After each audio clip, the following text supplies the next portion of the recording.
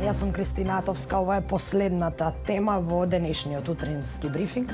Со мене во студиото е господинот Тито Петковски, лидер на НСДП и можам да кажам еден од луѓето кои имаат најголемо искуство во македонското собрание. Чинам околу 23 години внатре во собранието. Денеска ќе поразговараме токму и за она што се случува сега во моментов во македонскиот парламент. Се извинувам со тоа што сега не сум во парламент. Так. Но сте добар познавач на состојбите внатрешни. Во моментов законот за јавно обвинителство е камен на сопнување помеѓу двете најголеми партии, се преговара за него, меѓутоа направи своевиден проблем во собранието, а во последно време можеме да ги слушнеме и оние изјави дека е можно изборите да се одложат доколку не се донесе овој закон за јавно обвинителство. Какви се вашите проценки и какви се вашите ставови? Можно ли е, треба ли да се одложат, односно да се условуваат изборите со носењето на овој важен закон? Па видите, ако се бара, како што е сега намерата, консенсус целосен во собранието од сите пратенички групи да се донесе законот за јавно обвинителство како услов да се одржат изборите, бидете сигурни избори нема да има. Бидејќи нема да поминат преку фактот ВМРО ДПМН дека со донесувањето на тој закон само им се скратуваат роковите на постапката побрзо да бидат процесуирани предметите противни што се водат веќе од поодамна. Така да, ова грчлевита борба што ја водат пратениците, водството на ВМРО ДПМН не е да и биде со законот за јавно обвинителство побрзо да се решават подобро на граѓаните, поефикасно да се водат постапките, да функционира правна држава, владење на правото, слободно судство, туку е единствено за тоа како да се спасат да не идат во затвор. Сега, мислам дека добра е алтернативата, односно ставот и што го дели поранешниот премиер, дека законот е добро да се донесе, бидејќи сепак емитуваме една слика во надворешниот свет дека еден чекор меѓу нас за разбирање, компромиси превземаме и дека тоа само може да ги подобри шансите за НАТО е веќе завршено, него за добивање на датум од Европската унија за почеток на преговорите. А инаку, ако ме прашате на вториот дел од прашањето дали избори ќе има, ја искрено не знам дали избори воопште се закажани за да имат. Сакам да видам појасен, односно подобро разберам. Ние имаме средба на претседатели на политички партии, вие ги викате лидери. Тоа не се лидери, тие се претседатели на политички партии, би рекол обични, како што сум јас претседател на политичка партија, а за да се биде лидер е нешто возвишено. Некој треба да гледа многу подалеку, да антиципира иднина, да биде подготвен на компромиси, да е конструктивен, да работи во интересите, пред се во интересите на граѓаните. Ние овдека никој не ги консултира оние кои што ги представуваат граѓаните во собранието пратеници. Собранието нема абер за таа работа, се договорија една неформална група која нема ниту уставни и законски надлежности да донесе одлука да се распушти парламентот. Уставот, законот е многу јасен. Во законот, изборниот закон стои дека избори се одржуваат која е во прашање овакви предвремени или вонредни парламентарни избори, од како ќе се распушти собранието и од како претседателот на собранието ќе донесе одлука за утврдување на датумот на изборите и од тогаш почнуваат практично да течат рокови. Може ли оваква состојба, сценарио едно, дали може Талат Џафери да каже дека не ги распишува изборите сега и да доведе до некакво одложување со оглед на тоа дека еве партиите веќе се договори? Ако ме прашате лично, јас така би постапил. Значи не може и да се соберат независно, легитимно е местото на претседател на државата кај што беше таа координација на претседателите на политичките партии, ама вие да не го викнете човекот кој што ги распишува изборите. Претседателот на собранието има уставна законска ингеренција да ги распише изборите. Тие не најдоа за сходно да го викнат на таа средба, дали човекот може да им изнесе некои факти за нив непознати како претседател на собранието. Така да, јас тоа би го направил. Значи, во оваа држава треба да се случат некои сериозни процеси за да сватат претседателите на политичките партии дека не можат тие да раководат со целиот политички систем. Ние клучните политички одлуки ги дисперзиравме во tije така наречени лидерски средби, а тоа се средби на председатели на политички партии, собранието треба само да го отигра танцот на музите. Нели само пратениците треба да кренат рака или да притиснат дугме, да се заврши нивната желба. Нити имало расправа во собранието, нити некој во собранието има некоја идеја кога, како. Тоа го имат само луѓето што немат легитимитет, немат ни уставна позиција, немат законска врска. Институтот лидерска средба, тоа е неформална група. И тие немаат право да донесат вакви одлуки. Тие може да координираат. И мислам дека нашата несреќа македонска сите овие 30 години пред се должи на фактот што таму се носеа клучните политички одлуки. Не само сега. Дали ова значи дека е девалвирана на некој начин работата на пратениците, на народните избраници, со оглед на фактот дека се случува помеѓу договор на лидерите на двете најголеми партии? Еве и 4 нека се. Нека си 5, знаете. Собранието е центар на политичките настани. Ако може така да се каже, најважен од сите рамноправни органи во државата, од сите власти, законодавна, извршна, судска и така натаму. Тоа е арената на политичката битка, спротивставување на ставови, на мислења, проекти, на програми. А не некој надвор од нив, неформални. Во овој случај уште потрагично е што еден од клучната партија кој што прави најмногу проблеми, председателот на ВМРО ДПМН, нема ни народен легитимитет. Тој не е ни избран на изборите. Он представува една политичка партија. А колку е тежината него, тоа треба се проведе на избори. И тој уценува одозгоре и поставува услови. Од каде му е тој легитимитет, од кај го црпе. Така да, навистина собранието е претворена, понижено е и ние немаме парламентарна, туку некоја договорна или договорена демократија сите овие години. Не е тоа карактеристика само за овој период. Изместена е централна. Зошто пратениците не си го земат назад легитимитетот што веќе го добиле од граѓаните? Што е проблемот да се спротивстават на, условно кажано, ваквите одлуки? Јас исто тоа би го направил во собранието. Ке би посочил на 98 кога ги распишав изборите како председател на собрание, не ми требаше никаква консултација, нити лидерски средби. Знам дека тоа е моја одлука. Направивме, бидејќи истече мандатот, се знае точно од истекот на мандатот во кој рок треба да се одржат изборите, 90 или најмалку 70, и тоа го направи. И сега јас би го проблематизирал како пратеник во собранието фактот што некој надвор донел одлука. Знаете на што се должи тоа? Според уставот, нели суверенитетот припаѓа произлегува од граѓаните. Граѓаните го пренесуваат тој суверенитет преку пратениците на собранието. Таа врска меѓу граѓаните и пратениците практично е прекината. Функционира еднонасочно само врската меѓу политичките партии и пратениците. Пратениците не може да се отргнат од тој притисок на лидерството на партијата, на водството, бидејќи нема да бидат на пратеничките листи. Значи, ние немаме парламентарна демократија, слободна начинот на избор на пратениците, моделот и така натаму, им дава шанса водствата на политичките партии да бидат доминантни. Значи, пратениците, бидејќи го имат легитимитетот од граѓаните, во собранието гласат по свое уверување. Ги представуваат граѓаните, а не политичките партии.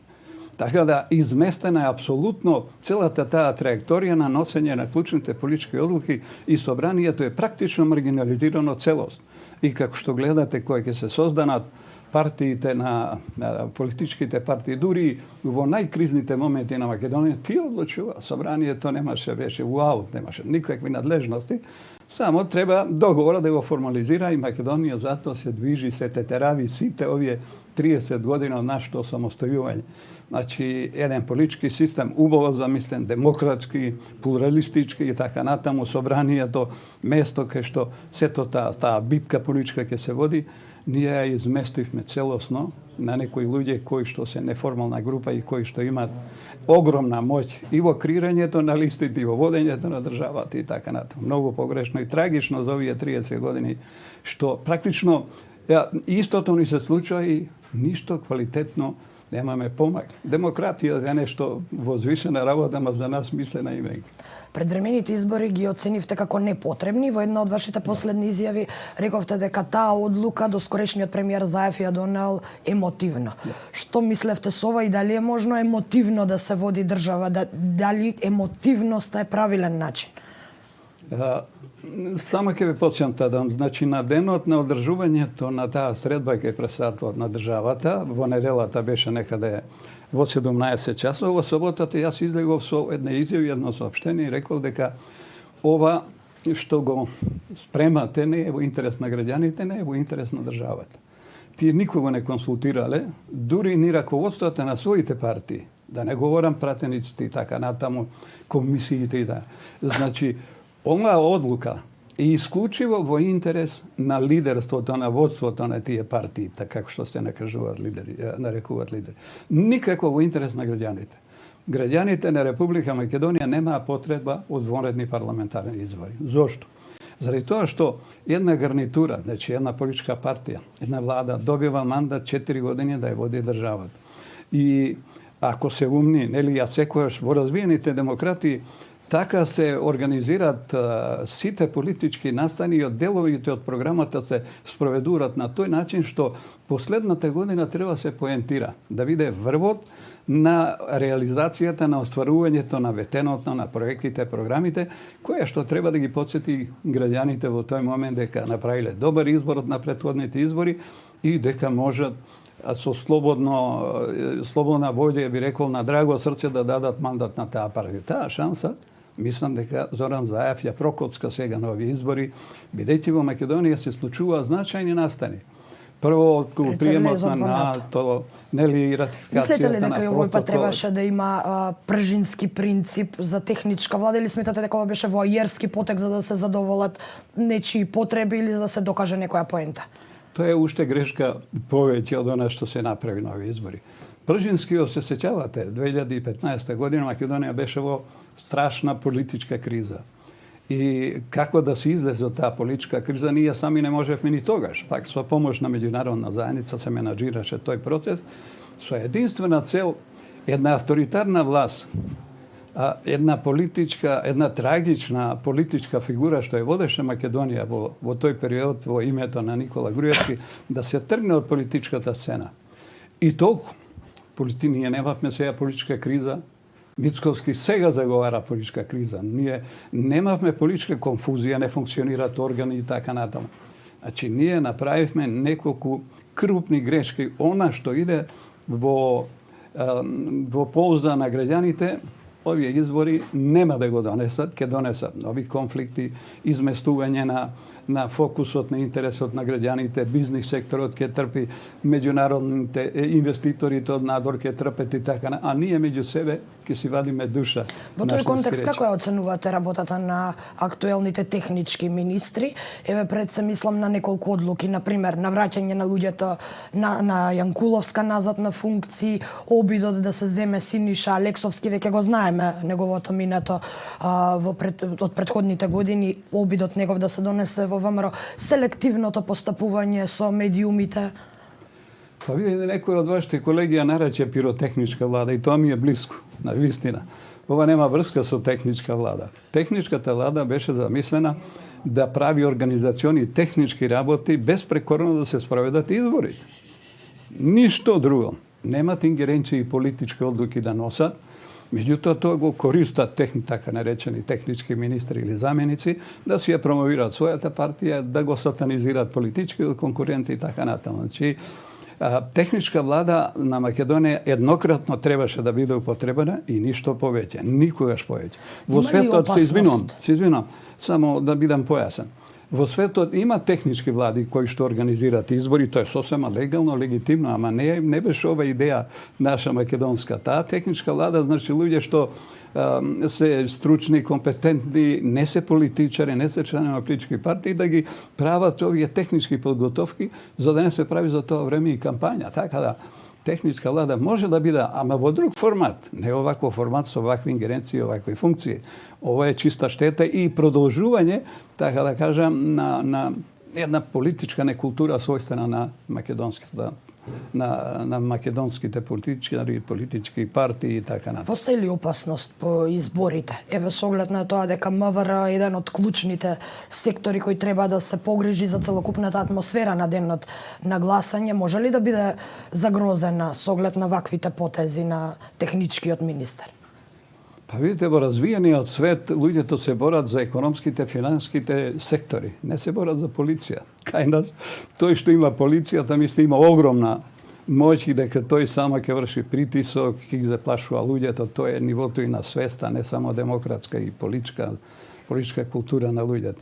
Ја мислам, нема многу повеќе. Луѓето веќе се позиционирани, веќе главниот носечкиот дел на избирачите знае за кого ќе гласа.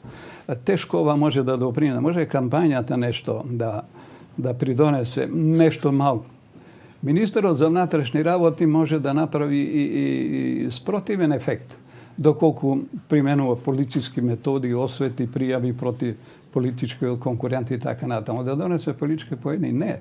А особено пак човек кој што до крај бил инволвиран, сегашниот министер, технички министер, во криминалите на претходната власт, стоел на чело на агенција за разузнување на државата, значи тој има една страшна хипотека, петно и не знам со кој ум тие го предложија ВМРО, ако се демократска партија, тој да биде баш технички министер. Тој ми е товар, тоа не е никаква предност.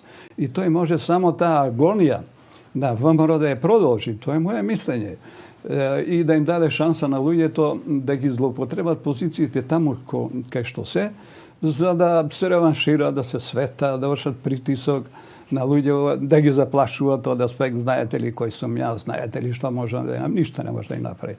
Значи, само ќе продолжи, ќе се продолбочува јазот меѓу двете политички партии и мислам дека многу поголема штета на ВМРО ќе направи човекот, техничкиот министер, отколку полза. Да преминеме на состојбите во вашата партија. Пред се, какви се вашите планови за предстојни избори, со кого ќе коалицирате, има ли веќе одлука? Во моментот кога се подотвори малку вратата за промена на изборниот модел, една изборна единица, да биде во Република Македонија со низок праг за влез во парламентот, ние веќе направивме изборна програма, штабови, веќе подготвивме, договоривме и носители на листи и така натаму. И ние сме се уште во таа фаза. Значи, почеток на преговори, разговори со стожерната партија на нашата коалиција, Социјалдемократскиот сојуз, се уште нема. Слушам дека добив една покана, можеби вечерва има некоја иницијална средба, некој за разговори, како ќе се одвиваат, не знам, но во секој случај ние сме подготвени и реков и ги имаме дури утврдени носителите на листите. Ако седнеме да разговараме на време, ја не би сакал тоа да се случи, да речеме, крајот на март или пред почетокот на избори, пред свршен чин, па сега земи или остави, може да остави висок процент на недоварба меѓу политичките партии и целата она енергија и волја што треба да се употреби на изборите во кампањата, мислам дека сериозно ќе се намали. Така да, еве, ја користам ова прилика и една порека и до раководството на СДСМ, ако навистина сакаат вистинска коалиција, со партнерни меѓу себе, а не придружни вокали, тоа мора да го направат час поскоро, бидејќи не е сигурно, ја сега говорам од позиција на мојата партија, на НСДП. Не знам каква е состојбата кај другите. Но ако треба се прави договор, ако треба се прави коалиција, тоа треба да се направи, мислам веќе требаше да се направи уште минатата година, а не да се чека до минут до 12.